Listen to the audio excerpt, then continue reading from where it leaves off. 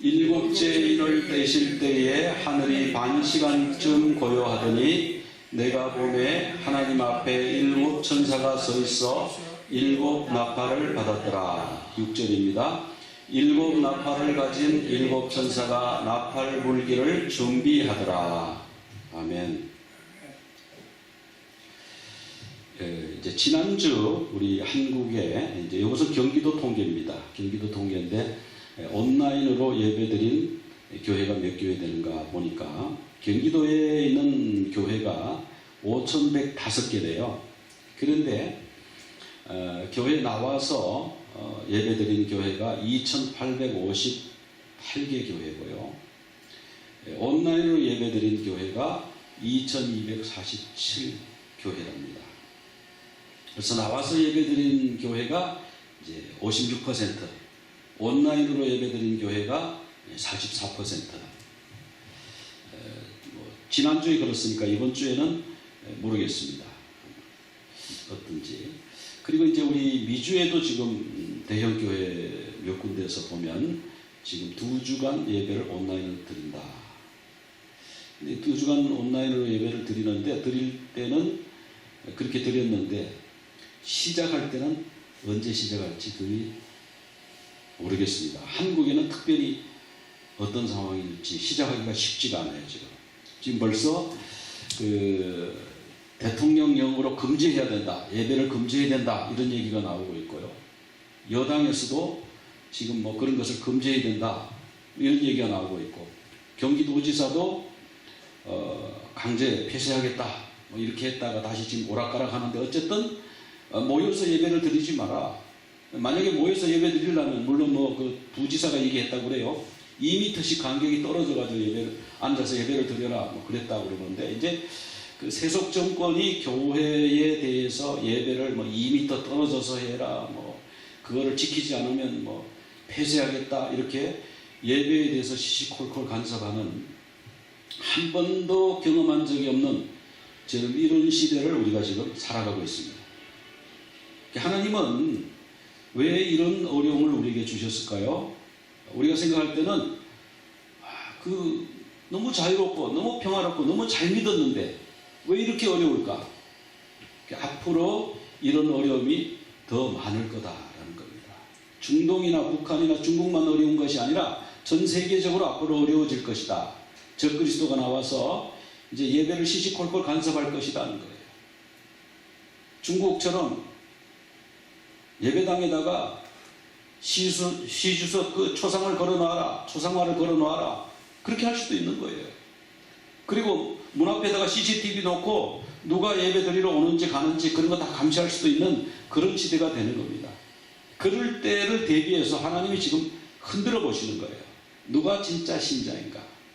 이런 어려움이 왔을 때 정말 끝까지 믿음으로 예배를 드리고 지키고 신앙을 끝까지 지키는 사람이 있는가? 아니면 조금 어려움 오니까 그냥 훅훅 바람에 날려가는 겨처럼 그냥 떨어져 나가는가? 그걸 하나님이 보시는 것 같아요. 그래서 우리가 이럴 때일수록 더 주님 앞에 매달리고, 얼마나 예배가 소중한지, 얼마나 하나님 믿는 일이 귀한 일인지 우리가 더욱더 경험하고 하나님 앞에 더 최선을 다하는 그런 우리 모두가 되시기를 간절히 바랍니다. 우리 지금까지 한 것을 간단하게 좀 복습을 하면요, 그 첫째 인을 뗄 때 6장에서 첫째 인을 뗄 때 흰말이 나왔습니다. 이 흰말은 뭐라고 그랬죠? 미혹이라고 했습니다. 평화를 가장하고 국제 평화, 세계 평화를 준다고 해서 국제 연합도 만들고 연맹도 만들고 동맹도 만들고 뭐 그럴 겁니다. 그 다음에 두 번째 인을 뗐을 때 나온 말이 붉은 말이었습니다. 이 말은 큰 칼을 가지고 왔고 화평을 제한다. 그렇게 서로 죽인다. 전쟁의 말이죠. 세 번째 나온 말이 검은 말입니다. 검은 말은 저울을 들고 있었는데 기근을 상징해요. 그래서 기근이 올 것이다. 지금 뭐 4천억 마리의 메뚜기 떼가 지금 파키스탄에 와 있는지 뭐 그렇다고 그럽니다. 케냐 그쪽에서 시작해가지고 홍해를 건너가지고 그 걸프만 그쪽을 건너가지고 이란을 지나가지고 지금 파키스탄에 와 있다. 곧 중국으로 들어갈 예정이라고 해요. 그래서 중국 사람들이 우리는 방법이 있다. 뭐 오리를 10만 마리인 걸 갖다 놓으면 오리가 먹성이 좋아서 다 잡아먹는다 그래가지고 오리 10만 마리를 파키스탄에다가 원정 보내려고 그랬는데 가서 조사를 해보니까 이게 좀 안 맞는 것 같다. 뭐 이런 얘기를 하고 있다고 그래요. 그래서 어쨌든 이제 기근이 올 것이다. 자연재해가 오고 기근이 오고 그럴 것이다. 그럼 넷째 인을 뗐을 때는 어떤 말이 나왔습니까? 청황색 말, 그린 색깔의 말이 나왔죠. 사망과 음부가 그 말 위에 타고 있었는데 사망은 전염병이라 그랬습니다. 그래서 이 전염병으로 세계 인구가 10억까지도 죽을 수 있다. 빌 게이츠가 그런 예상을 했죠. 많은 사람들이 죽을 수도 있다. 지금 이제 우리 그 코로나 이게 무서워하는 이유가 치사율은 그렇게 안 높은데 한 1%, 이탈리아는 지금 6%인가 그런데 100명이 걸리면 1명이 죽는다는 거죠. 그것도 이제 질병이 평소에 질환이 있던 사람들이 더 많이 죽겠죠. 젊은 사람들은 좀 빨리 낫는다, 뭐 괜찮다 그런 것도 있고 또 젊어도 스트레스를 받으면 면역이 약해져서 죽는다 그러는데 근데 이것을 두려워하는 것은 이제 전염력 때문에 두려워하는 거죠. 그런데요, 에볼라 바이러스, 광견병 바이러스 이런 것은 치사율이 90%, 100%예요. 만약에 90%, 100% 또는 70% 치사율을 가진 이 전염병이요, 이 코로나 바이러스 같은 이런 전파력을 가지면 온 세계에 다 퍼지는 거예요. 그럼 많은 사람들이 죽을 수도 있어요. 지금 이것은 예행 연습입니다. 리허설이에요. 그래서 이 계시록을 볼 때 우리가 이게 모두 다 인류 역사에 한 번 일어나는 사건으로 보기 때문에 이게 잘 안 풀리는데 이전에 이미 여러 번 리허설을 했고요. 지금 리허설을 하는데 조금 더 크게 리허설을 하고 있어요. 우리가 조금 더 자주 리허설을 하고 있어요. 왜냐하면은 이제 본막이 오를 때가 됐기 때문에. 이제 5번째 인월 때니까 제단 아래 순교자가 있더라. 그 순교자는 하나님을 위해서 하나님을 전하다가 이제 죽은 사람들 아니에요.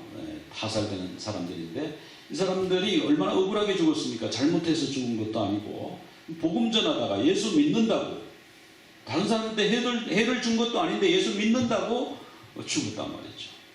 그래서 하나님 우리의 이 억울함을 언제나 풀어주시렵니까? 이것이 이제 제단 아래 순교자들의 기도예요. 그래서 우리 주님이 조금만 기다려라. 조금만 더 기다려라. 그 수가 차기까지 조금만 더 기다려라. 그렇게 말씀하시는 부분이 이제 5째 인입니다. 그리고 이제 6째 인 뗐을 때에 하늘의 별들이 이 지구에 충돌한다. 달이 어두워지고 달이 핏빛으로 변하고 해가 어두워진다. 그런 말씀을 지난번에 나누었습니다.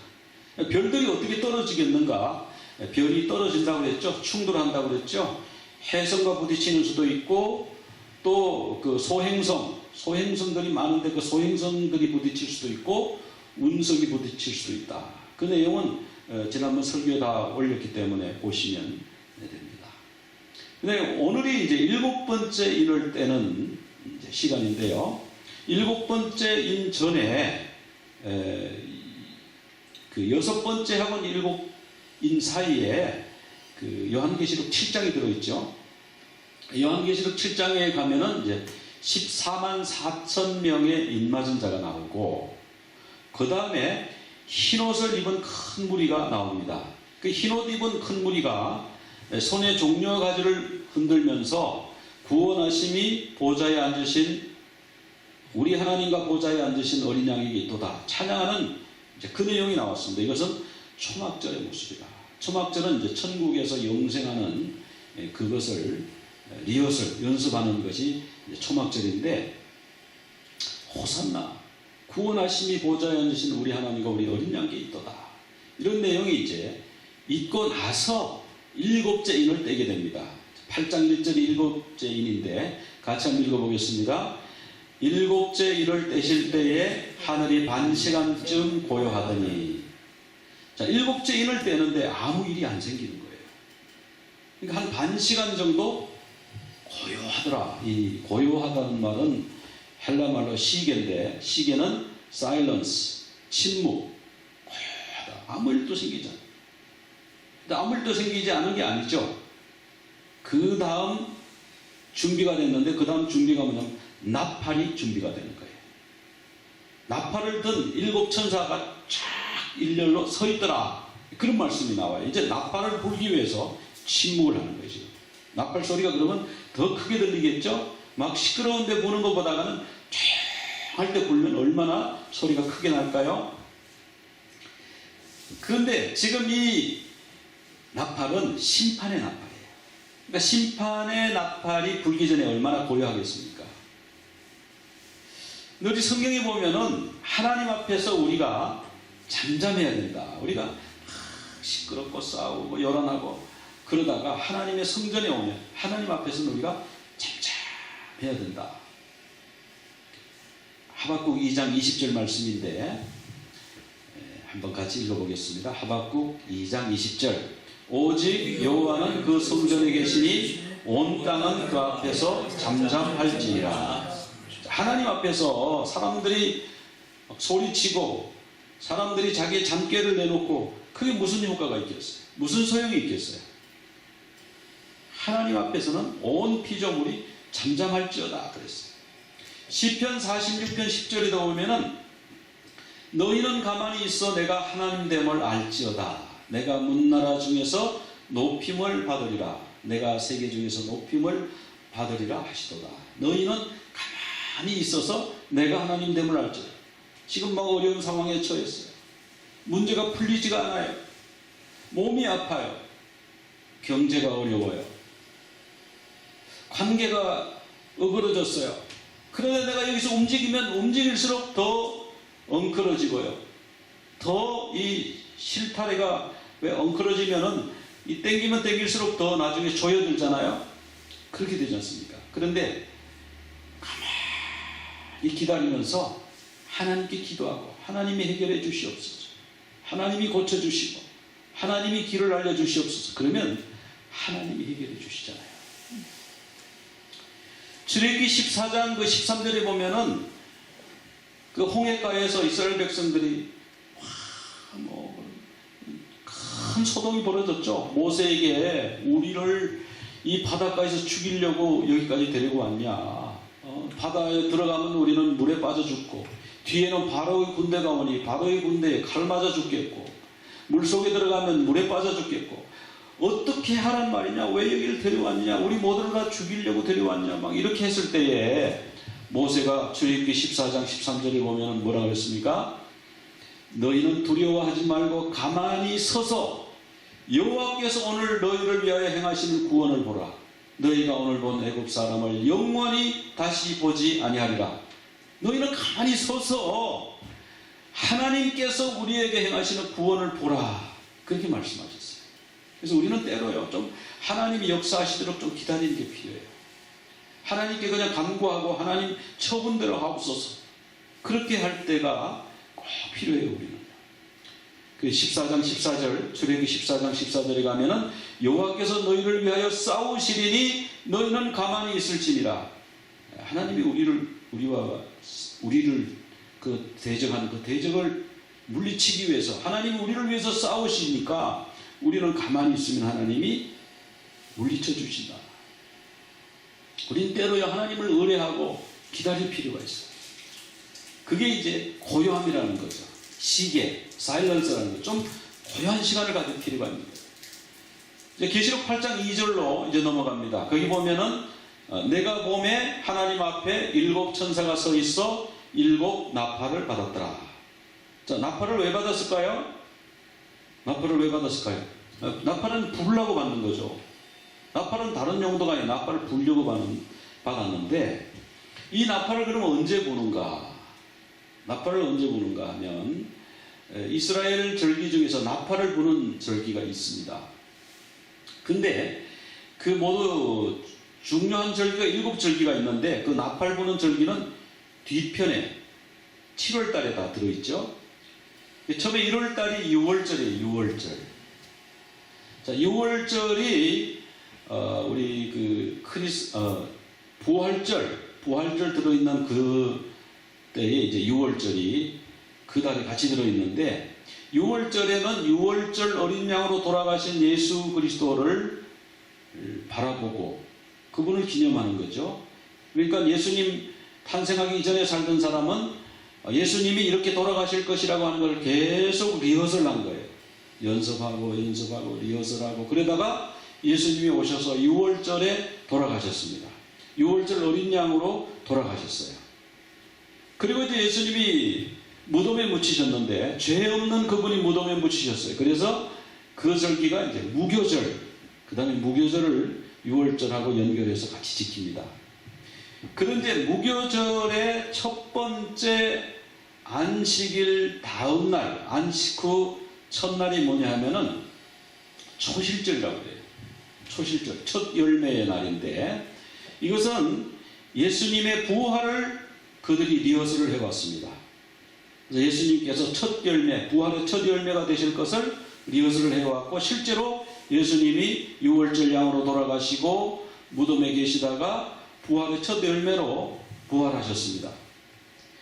그 다음에 오순절, 그리고 나서 이제 오순절 성령 강림의 역사가 있어요. 여기 6월절, 무교절, 초실절, 오순절까지는 이미 성취가 되었습니다. 이루어졌습니다. 유무초, 오나속초 이렇게 우리가 이제 외우면 기억할 수가 있는데 유무초, 오나속초, 6월절, 무교절, 초실절, 오순절은 오순절 성령 강림 사건으로 인해서 다 이루어졌는데 아직 이루어지지 않은 절기가 3개가 남았습니다. 그 하나가 뭐냐면 나팔절. 그래서 이제 7월로 건너뛰어 가지고요. 7월 1일이 되면은 이제 나팔을 봅니다. 이 나팔은 무슨 뜻이냐면 이제 심판의 날이 다가왔다. 주님이 오실 날이, 메시아가 오실 날이 다가왔다. 이제 그런 의미로 부르는 거예요. 그래서 예수님의 재림을 준비하는 것이 나팔절이다. 이제 그렇게 볼 수가 있는데 우리 성경 데살로니가전서 4장 16절을 17절을 같이 우리 한 목소리로 같이 읽겠습니다. 주께서 호령과 천사장의 소리와 하나님의 나팔로 친히 하늘로부터 강림하시리니 그리스도 안에서 죽은 자들이 먼저 일어나고 그 후에 우리 살아남은 자도 그들과 함께 구름 속으로 끌어올려 공중에서 주를 영접하게 하시리니 그리하여 우리가 항상 주와 함께 있으리라. 자, 주께서 호령과 천사장의 소리와 하나님의 나팔 소리로 친히 하늘로부터 강림하신다. 여기로는 3가지 소리가 나오는 거예요. 호령도 소리죠. 부르는 소리죠. 천사장의 소리, 그 다음에 뭐가 나옵니까? 하나님의 나팔 소리.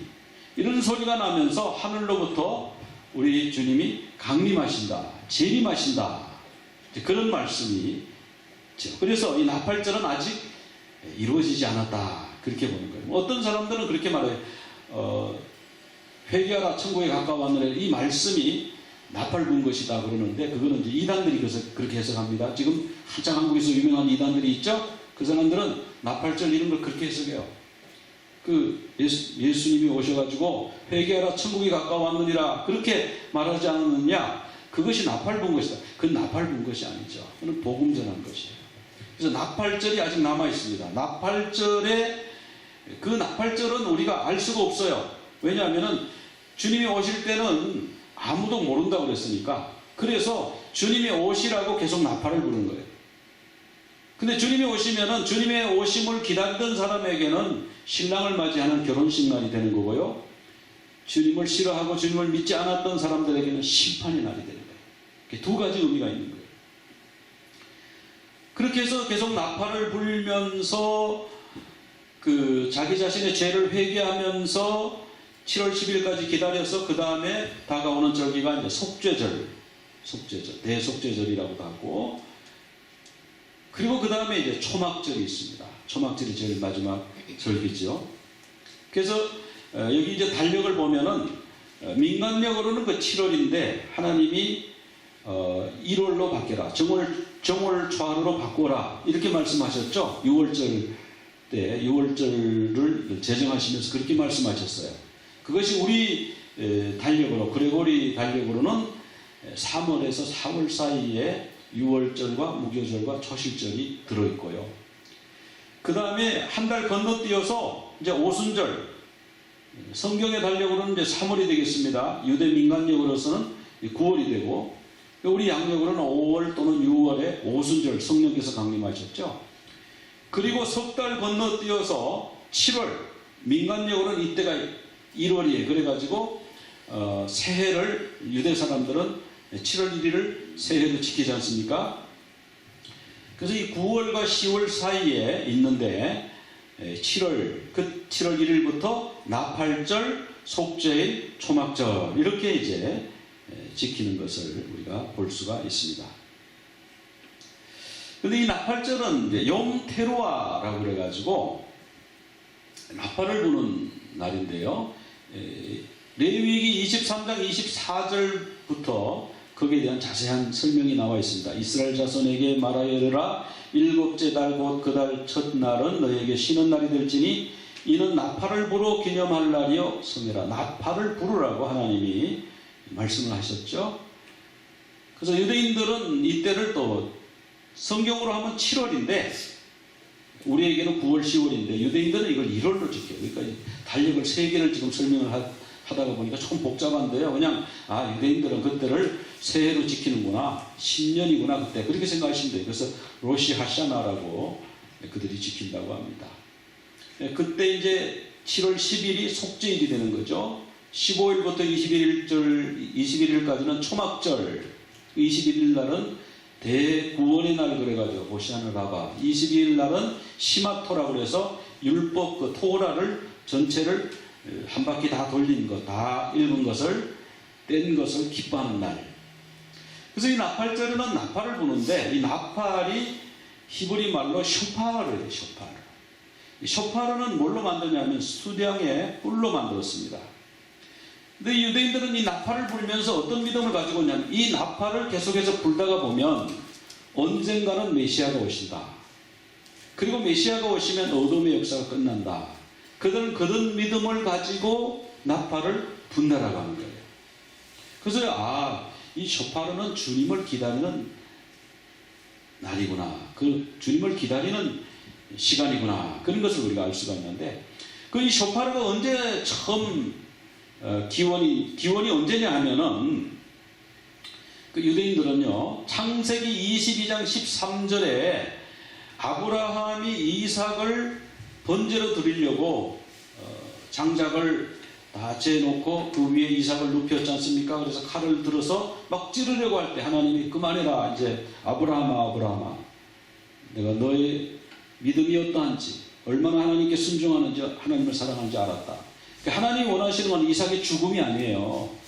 그 마음, 하나님을 사랑하는 그 마음을 원하셨던 거예요. 그래서 눈을 들어 딱 보니까 그 옆에 숫양이 하나 있는데 그 뿔이 수풀에 걸려가지고 오도가도 못하고 있어서 그걸 잡아다가 번제로 드렸습니다. 즉 그 숫양이 이삭을 대신해서 죽은 거예요. 이것이 뭐의 상징이냐면 예수님이 우리를 대신해서 돌아가실 것을 이미 그때 이렇게 상징적으로 보여주신 겁니다. 그래서 여호와 이레 하나님이 준비하셨다. 하나님이 우리의 구원을 위해서 여호와 이레로 준비하신 분이 바로 예수 그리스도라 하는 것을 이미 보여주셨죠. 그래서 그때 수량이 희생당했는데 그때부터 그 뿔을 썼다. 그래가지고 그 쇼파르의 기원이 거기서 나온다. 이렇게 생각을 하는 거예요. 그런데 이 수량이 돌아감으로 말미암아 죽음으로 말미암아 그 희생으로 말미암아 우리에게 기쁨이 왔다. 새날이 왔다. 구원이 왔다. 이렇게 믿는데 이것은 뭐냐면 오늘 우리가 예수님이 십자가에 돌아가심으로 말미암아 우리에게 새날이 왔습니다. 구원의 날이 왔습니다. 이렇게 믿는 거하고 비록 같은 거예요. 근데 이제는 나팔을 불면 언젠가는 메시아가 오겠지. 유대인들은 아직 메시아를 왔다고 믿지 않잖아요. 우리는 예수님이 메시아라고 믿는데 그래서 계속 이 사람들이 계속 리허설을 하는 거예요. 계속 주님 오시라고 부르는 거예요. 이제 그렇게 나팔을 불다가 보면 주님이 다시 오시는데 그 주님이 이제 재림 예시다. 주님이 우리를 구하러 오실 것이다. 그리고 여리고성을 함락할 때 보면은 나팔을 불면서 돌았습니다. 앞에 제사장이 7명이 나팔을 오늘 계시록에 보면 7 천사가 나팔을 불려고 준비를 하고 있잖아요. 그 여리고성을 놓을 때 일곱 제사장이 나팔을 불면서 양각나팔, 쇼파를 잡고 언약궤 앞으로 가고요. 그 언약궤가 뒤따라가고 그 다음 언약궤 뒤에 또 제사장들이 또 나팔을 불고 또 따라갑니다. 그리고 그 뒤에 백성들이 따라서 이렇게 쇼파를 불면서 그 하루에 한 바퀴씩 돌고 마지막 날은 7번을 돌았지 않습니까? 7일째는. 그랬더니 여리고성이 무너졌다. 이 쇼파를 불고 여리고성을 함락시켰던 것을 알 수가 있습니다. 그 이 나팔이 그러면 언제 쓰느냐? 지금 말씀드린 대로 신년을 알릴 때 쓰는 것이고요. 새해가 됐다는 것을 알리는 거죠. 심판의 날이 왔다 그런 뜻이고, 그 다음에 진이 이동할 때, 이 군대가 이동할 때 나팔을 붑니다. 민수기 10장 2절에 보면은 회중을 소집하며 진영을 출발하게 할 것이라. 그 다음에 이제 전쟁이 났을 때 나팔을 불죠. 고린도전서 14장 8절에 보면 만일 나팔이 분명치 못한 소리를 내면 누가 전투를 준비하리요 그랬어요. 그 다음에 절기 때가 되면 나팔을 부르라고 그랬습니다. 시편 81편 3절에 초하루와 보름과 우리 명절에 나팔을 불지어다 이렇게 말씀하셨고요. 그런데 중요한 건 오늘 계시록에서는 뭐냐면 심판의 나팔소리입니다. 자, 이 심판의 나팔은 안 믿는 자에게는 심판의 날이지만은 믿는 자에게는 왕이 오시는 날이고 결혼하는 날이고 주님을 만나는 날이에요. 그래서 그날을 용테루아라고 해서 왕이 오시는 날. 그 다음에 10일이 지나서 용키푸르 속죄일인데 그 1일부터 10일 사이를 경외의 날이라고 해서 그때 자신을 괴롭게 하면서 회개하면서 그 시간을 보내요. 그래서 잠자는 영을 깨우는 나팔 소리를 불고 속죄일이 가까웠다, 심판이 가까웠다, 돌아오라 테슈바 그렇게 해서 열흘 동안 자기를 괴롭게 하면서 회개하고, 자기를 괴롭게 하는 건 특별히 그 금식을 말하는 겁니다. 그래서 나팔절 동영상을 한번 틀어드리겠는데 한번 잠깐 보시기 바랍니다.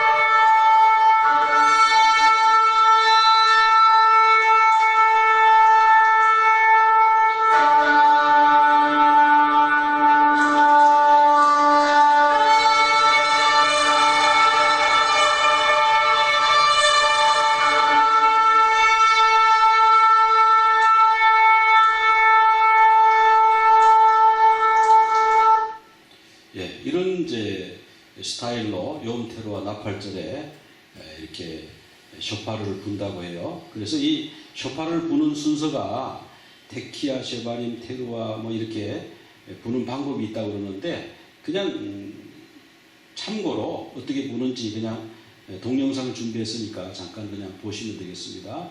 그래서 테키아는 그냥 분다는 뜻이고요. 이건 언제 부냐면은 왕이 오실 때, 대관식, 왕이 새로 등극할 때, 그럴 때, 시작 뭐 이런 뜻인데 한번 길게 부는 거라고 그래요. 근데 한번 길게 어떻게 부는지 그거는 조금 이따 보여드리겠습니다. 신년 새날이 왔다 그런 것에 대한 선포고요. The first one being the tequila, which is a long blast.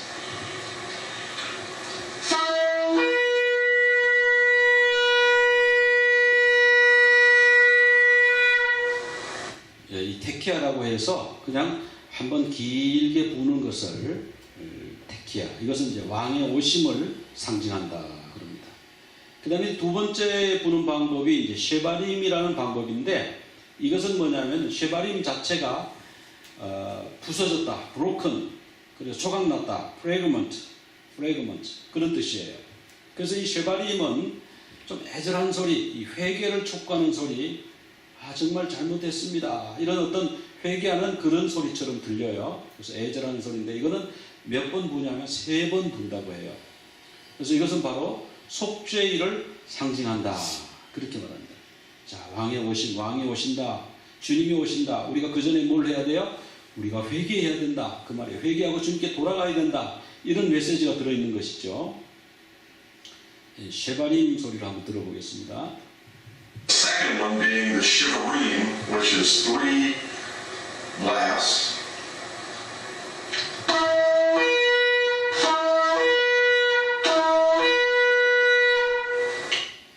뭔가 이렇게 부부 하는 게 조금 이렇게 애절한 그런 소리죠, 그죠? 이 회개를 촉구하는 소리처럼 들립니다. 그 다음에 테루아라는 방식이 있는데 이것은 뭐냐면은 그냥 경고음이에요, 경고음. 그래서 얼람 소리처럼 들리는데 스타카토처럼 탁탁탁 짧게 잘라서 9번 부는 것이 테루아라고 합니다. 이건 뭘까요? 자, 자는 자여 빨리 일어나라, 주님이 오셨다, 문 밖에 오셨다, 뭐 이런 의미가 아니겠어요? 그래서 이 얼람 사운드, 깨어라, 준비해라, 이제 그런 의미에서 불려지는 소리 같습니다. 그래서 테루아를 한번 소리를 들어보겠습니다. The third one being the teru, which is kind of an alarming sound with 9 staccato type blasts.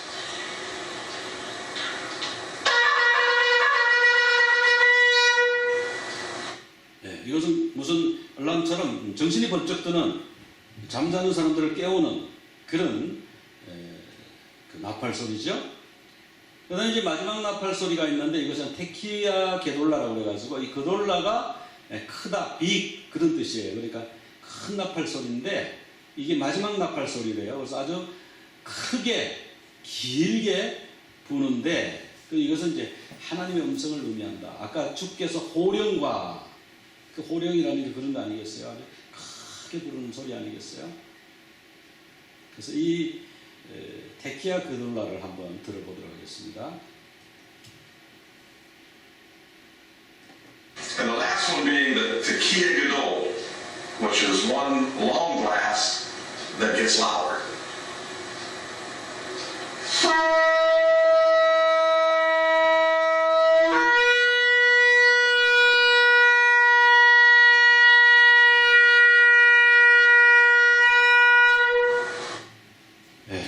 이것은 이제 4개를, 이제 우리 4개 이제 아시겠죠? 하나는 그냥 부는 건데 적당하게 길게 불고, 하나는 조금 애절하게 3번 이렇게 불고, 그 다음에 이제 3번째 거는 아주 짧게 깨우듯이 얼람 사운드처럼 불고, 그 다음에 아주 길고 크게 분다. 그래서 그 4가지를 한꺼번에 이제 부는 그 모습을 한번 돌려보겠습니다.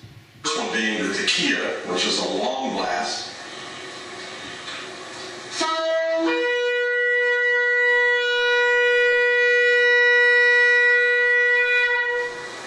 The second one being the shivarim, which is 3 blasts.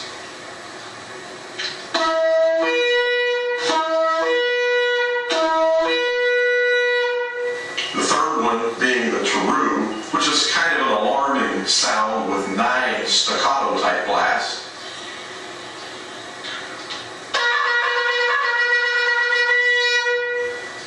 And the last one being the tekiya gadol, which is 1 long blast that gets louder.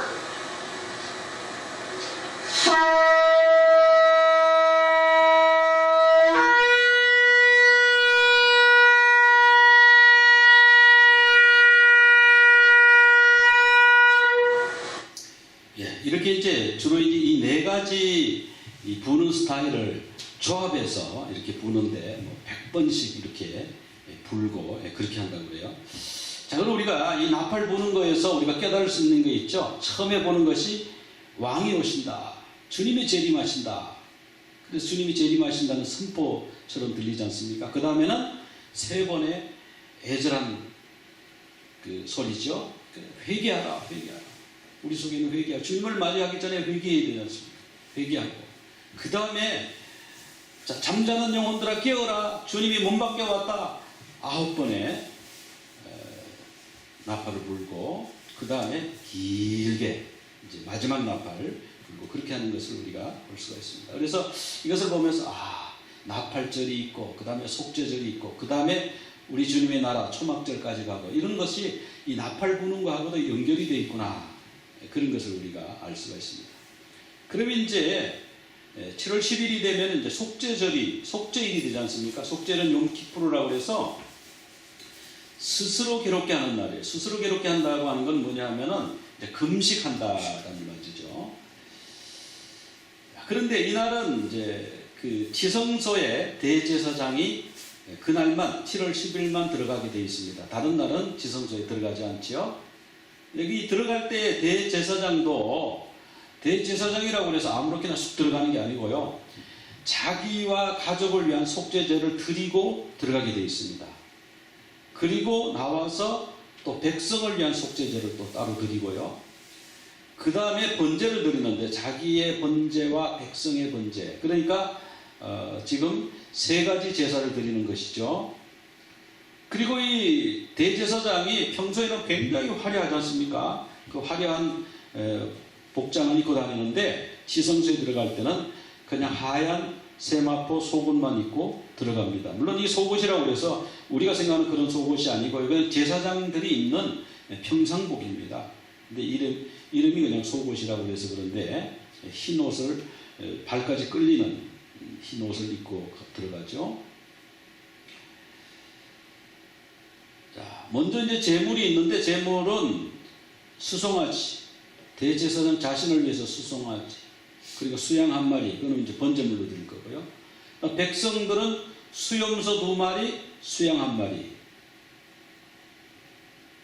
백성들이 이제 수염소 2마리를 가져온다고 그랬지 않습니까? 그 수양 1마리는 이거는 이제 번제물이고, 그 수염소 2마리를 가져오면 2마리 중에 1마리를 제비를 뽑아서 붉은 끈으로 묶어놔요, 뿔을.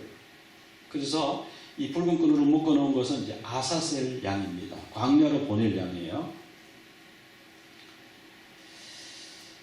먼저 대제사장이 이제 가족과 자신을 위해서 목욕하고 하얀 세마포 속옷을 입고 이제 번제단에서 수송아지로 속죄제를 드리고 자기와 가족을 위해서 속죄제를 드립니다.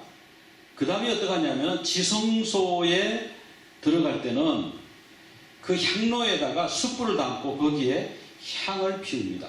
그런데 그 향을 가지고 지성소 안에 갖다 놓고 향이 가득하도록 그렇게 합니다. 그 속죄소, 지성소에 왜 향년을 피우는가? 왜 속죄소를 향년으로 가두는가? 속죄소는 하나님의 임재인데요, 이것은 뭐냐면 모든 사람이 죄를 범하였기 때문에 하나님의 영광에 이르지 못한다, 그런 것을 상징하는 거죠. 그 다음에 이제 다시 나와서 번제단에서 그 수송아지로 속죄제를 드렸는데, 그 속죄제 드린 수송아지 피를 담아가지고 지성소로 다시 들어가서 손가락으로 7번 속죄소 앞에 부립니다. 그럼 왜 수송아지 피를 속죄소에 뿌리는가? 이것은 바로 예수 그리스도께서 우리를 위해서 돌아가셨다는 것을 상징하는 거죠. 하나님이 우리의 공로 때문에 우리 죄를 사하여 주시는 것이 아니고 예수 그리스도의 피를 보고 우리 죄를 사하여 주신다고 하는 의미가 있는 거죠. 그 다음 백성들을 위한, 다시 나와서 백성들을 위해서 수염소를 잡아가지고 그 1마리 표해놓지 않는 아사슬 양 염소 말고 다른 1마리를 이제 잡아서 그 피를 가지고 또 속죄소 앞에 동일하게 뿌립니다. 그리고 이제 번제단을 성결케 나와서 그 번제단 내귀퉁의 뿔에 피를 바르고 또 피를 찍어서 제단 위에 7번 뿌려서 번제단을 성결케 하고요. 그 다음에 이제 이 아사셀 염소, 아까 따로 뽑아놓은 이 아사셀 염소는 어떻게 하냐면은 그 아사셀 염소 위에 2손을 얹습니다. 그 머리 위에다가. 그렇게 하고 그 위에다가 죄를 고백하는데, 누구의 죄냐면 자기의 죄와 이스라엘 자손의 모든 불의와 죄를 고백해서 그 죄를 염소의 머리에다 전가시킨 다음에요. 그것을 이미 정해놓은 그 사람을 통해서 광야로 내보내는 거예요. 그래서 광야로 가면은 백성들이 와, 우리 죄를 이제 저 염소가 다 전가받아서 뒤집어 쓰고 광야로 갔다. 그래서 하면서 마음의 위로를 받고 하나님께 감사를 하고 그러는데 그게 어쩌다가 사고가 생겨요. 그 사고가 뭐냐면 광야로 갔던 아사셀 염소가 갑자기 마을로 돌아온 거예요. 찾아가지고. 그러면 아유, 우리 죄를 짊어지고 간 아사셀 염소가 다시 돌아왔네. 그래서 마음이 편치가 않죠. 그래서 나중에 풍속은 그 아사셀 염소를 벼랑에 데리고 가서 벼랑에서 떨어뜨렸다. 낭떠러지여서 뭐 그렇게까지 다시 돌아오지 못하게 그렇게 했다고 그래요. 이건 뭐냐면 죄와의 영원한 결별이에요.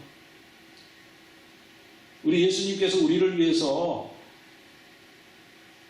그 희생 양이 되셨죠. 아사셀 염소가 되셔서 죄를 모두 짊어지고 버림받은 예수님을 상징하는 거예요.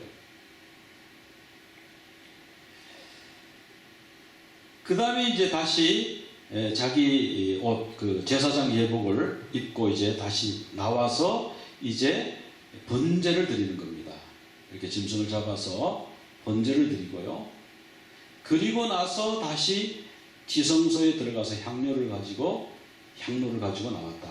이렇게 이제 우리가 생각을 하는데, 지성소에 피를 뿌림으로써 우리가 하나님과 단절된 관계를 회복하는 거죠.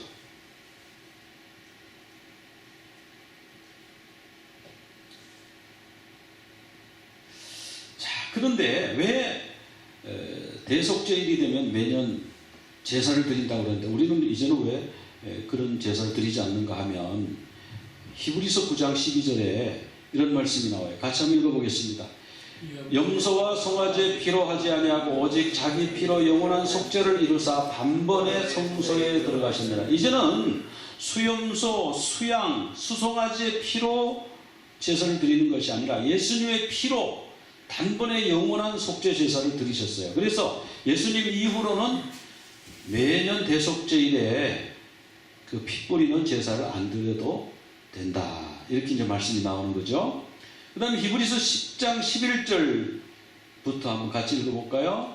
제사장마다 매일 서서 섬기며 자주 같은 제사를 드리되 이 제사는 언제나 죄를 없게 하지 못하거니와 오직 그리스도는 죄를 위하여 한 영원한 제사를 드리시고 하나님 우편에 앉으사 그가 거룩하게 된 자들을 한 번의 제사로 영원히 온전케 하셨느니라. 히브리서 10장 11절부터 14절까지 말씀입니다. 그 제사장은 매일 아침 저녁으로 매일 같은 제사를, 동일한 제사를 반복해서 드린다는 거예요. 그런데 이 제사는, 짐승의 제사는 항구적이지가 못하기 때문에 죄를 언제든지 없이 하지 못하는 임시 방편인 거예요. 그런데 예수 그리스도께서 죄를 위해서 영원한 제사를 드리셨기 때문에 한 번의 제사로 이제 우리가 영원히 온전케 되었다. 그래서 이제 매년 속죄 제사를 드리지 않는다. 성소의 휘장이 위에서부터 아래까지 예수님 돌아가실 때 찢어졌죠. 자, 이제 나팔절이 되면 유대인들이 이제 새해가 됐으니까 새해 인사를 합니다. 우리는 새해 복 많이 받으십시오. 우리 미국 사람들은 해피 뉴 이어. 유대인들은 뭐라고 인사를 할까요? 샤나 토바 이렇게 인사한대요. 샤나가 이제 해라는 뜻이고 토바가 좋다는 뜻이에요. good year, have a good year 이런 뜻인데, 그 죄가 없는 사람에게는 샤나 토바예요. 근데 죄 있는 사람에게는 이게 심판의 날이 되는 거예요. 그래서 나팔을 쫙 불면서 이제 그걸 생각하는 겁니다. 무조건 새해 복 받겠다는 게 아니라요. 새해가 되면 우리가 잘못한 것이 있으면 하나님의 심판이 임하는데, 여호와의 두려운 날이 오는데, 이렇게 해서 죄를 이제 회개하는 거예요. 새해가 될 때마다. 그래서 믿지 않는 자에게는, 죄 있는 자에게는 이것이 심판의 소식이고, 믿는 자, 주님을 구주로 영접한 자, 주님의 재림을 사모하는 자들에게는 이 날이 구원과 새로운 날이에요. 기쁨의 날이에요. 축제의 날이에요.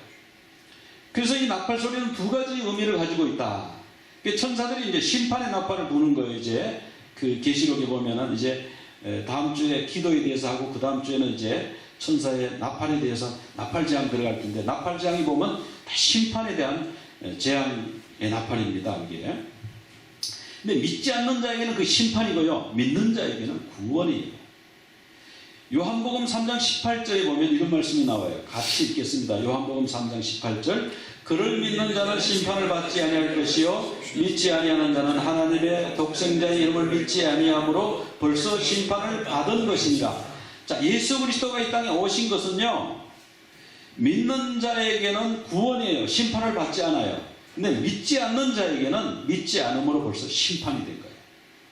나팔을 부르는 게 마찬가지예요. 나팔을 불 때에 죄를 회개하고 주님을 영접하고 주님을 기다리는 자에게는 기쁨의 소식이지만, 그러나 죄 짓고 주님으로부터 멀어지고 주님을 미워하는 자들은 그날이 심판의 날이 된다. 자, 그러면 이제 나팔절이 남았어요. 진짜 나팔절. 그냥 이스라엘에서 리허설 하는 거 말고 진짜 나팔 부는 그날이 오는데, 그 마지막 나팔 소리는 나에게 어떤 의미가 있습니까? 나에게 그것이 심판의 소리가 될까요? 아니면 내게 구원의 기쁨의 소식입니까? 그게 어떤 소리가 될까요? 그건 내가 마음먹게 달려있어. 내가 결정하게 달려있어. 내가 이제부터 예수 그리스도를 붙들고 살겠습니다. 죄를 회개하고 주님만 위해서 살겠습니다. 주님의 그날을 기다리겠습니다. 이런 사람에게는요, 그 소리가 구원의 소식이 될 거예요. 그런데 내 마음대로 살래요. 내 원하는 대로 살래요. 아, 죄 좀 지으면 어때? 다 죄 짓던데. 이런 사람들에게는 그날이요, 심판의 소리가 되는 거예요. 지금 우리가 그날의 소리가 심판의 소리가 아니라 구원의 새날의 기쁨의 소리가 되도록 결단하고 준비하는 그런 은혜가 있으시기를 원합니다.